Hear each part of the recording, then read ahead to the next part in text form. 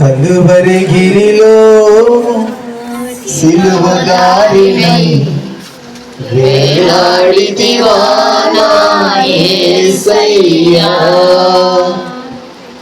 కలువరి గిరిలో సిలువ దారినై వేలాడితివా నా యేసయ్యా.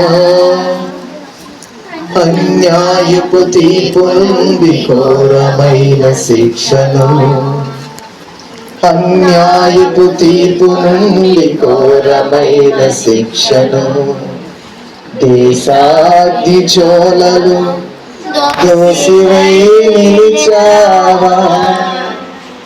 దేశాగ్ని జ్వాలలు దోషివై నిలిచావా.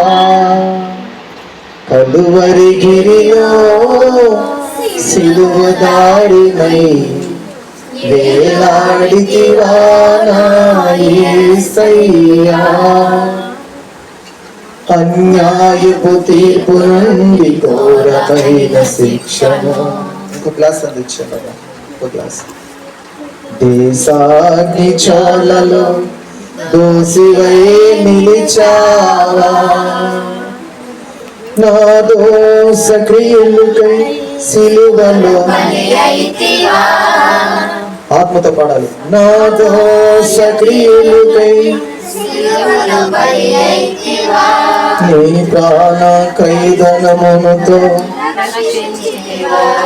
కలువరి గిరిలో సిలువ దారినై వేలాడితివా నా యేసయ్యా. దారి తప్పిపోయిన తిరిగాను, దారి తప్పిపోయిన తిరిగాను. ఏ దారి కానగా ఒకే సరదా పడాల. ఏ దారి కానగా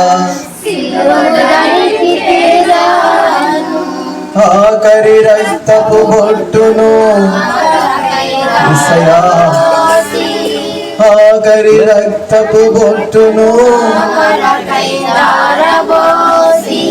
ఆఖరి రక్తపు బొట్టును నా కొరకై దారబోసి నీ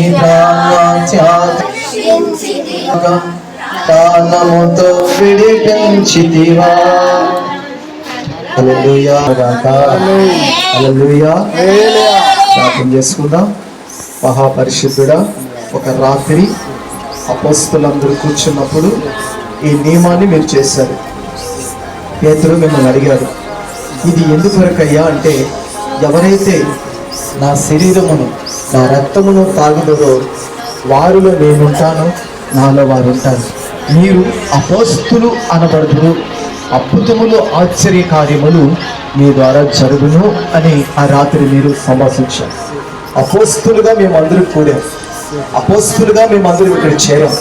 కనుక నీ ఆత్మ దర్శనం కడవర వర్షమై మొదటి వర్షమై ఇక్కడున్న ప్రతి బిడ్డల వారిలో నీవు, నీలో వారిని ఐక్యపరచుకోమని యేసు క్రీస్తు నామములో ప్రార్థించుచున్నాను తండ్రి. ఆమేన్. హల్లెలూయా. నీవు నీతో వారుంటారని వాగ్దానం చేశాం. ఇటు కృపను జరిగించినందుకు మీరు నాకు ఉపవాస ప్రార్థనలో ఈ రీతిగా చెయ్యి అన్నా, నేను ఆ రీతిగానే చేస్తున్నాను తండ్రి.